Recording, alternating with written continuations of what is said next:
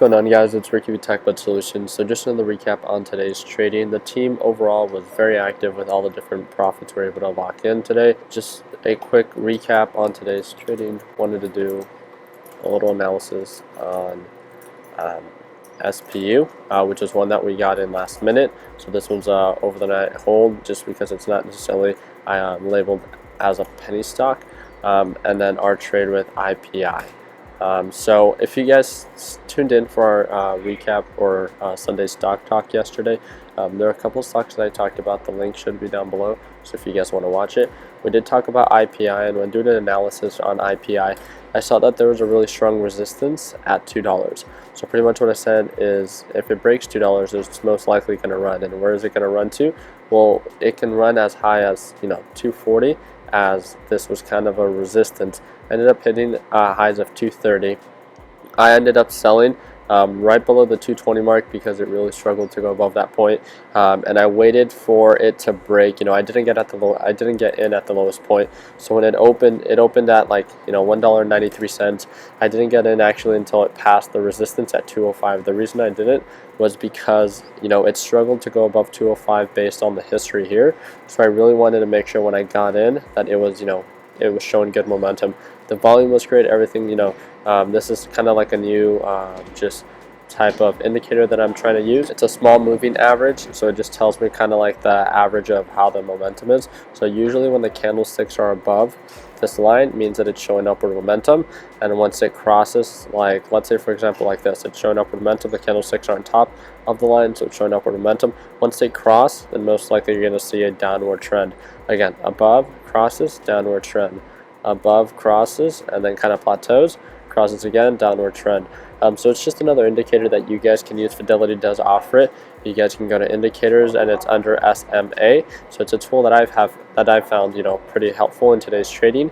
And this was kind of almost more like a momentum chain, since it doesn't have much of a history above this area. So I was just trying something new. Ended up being somewhat successful in it. Got in at 205 with my exit at 219.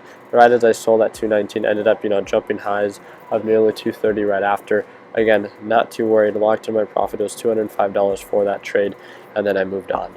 A lot of traders were able to jump into this one. So SINO saw a total return from the open at 72% from the initial open. So overall pre-market hours was showing great volume. The reason I found this one to be kind of almost predictable on the bounce was because it broke in the morning right away. Pre-market hours, it was doing great, right? It hit a resistance at 410, pretty much came down, and it was showing a downward trend. You could tell based on the break that it had at around 320 that it was going to be somewhat of a support. Like we've said before, old resistance become new support levels. So with that, it bounced at 320, and then that's when it started breaking. Somewhat struggled to go above 410, as you would expect, because that is a resistance level, and then continue to go from there.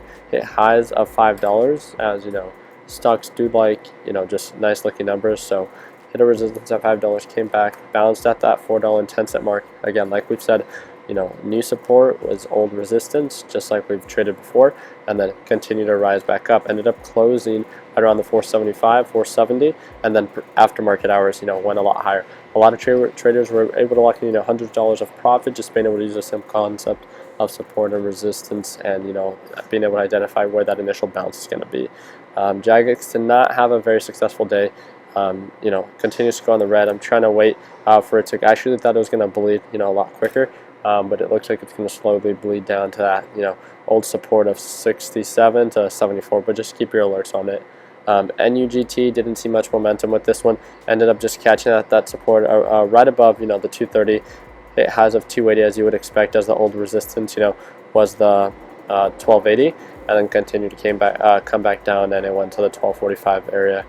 GoPro didn't do that well either. We actually thought when it passed above 890 that we're going to see a huge spike. Kind of plateaued when it hit highs of 910, and then continued to come back down. ACUR, there's a couple traders that are able to make quite a bit of profit on this trade today, just because of the resistance it broke at 118, hit highs of 140, and then came back down right at almost nearly where it opened. So again, just being able to identify these support and resistance levels has been something that's been able to help out these guys. And women that are in our group for trading. And I'm going to talk to you guys about the last trade on how I ended it. SPU. So the reason I traded SPU, this is a 2-day analysis. As you guys can see, the volume is very low. Looking at a 10-day analysis, which is what led to my initial purchase, was I was able to identify that there was a support right around that 630, 635 area, and I identified the team when it went below 640. So being able to identify the low points and identify the high points of about $7, you know, that would be nice to shoot for. But again, realistically, I'm going to be looking to sell around the 660 area and locking in those profits. So right now, I'm currently up a little bit under $50 on SPU, and I am holding this one overnight. So I have a good cushion for tomorrow, and kind of waiting to see, you know, what happens if we can see these big spikes, and if not, just lock in the $50 trade and then kind of move on from there. So overall, kind of saw with the 205 profit on IPI and my over under $50 profit, saw nearly over $250 profit today. But again, I didn't lock in the profit for SPU, so I can't really label that as profit. So we're going to have to follow up with this one tomorrow and see how it does. So hopefully you guys found this video somewhat helpful. I do have this group, Technical Solutions. We're over 2,100 members worldwide now. So if you guys would like to be a part of it, feel free to join. The link is provided for you down below. And this is a group chat platform, so if you'd like to be a part of it, the email is provided for you down below, where you can reach out to me and ask for the welcome document, which provides you with all the links to be a part of this group. It is a free group you can join. Thank you guys again so much for tuning in. If you guys can give this video a thumbs up, you know, we'd really appreciate it. And feel free to subscribe for our daily recap videos and different cars we drive. Take care, guys.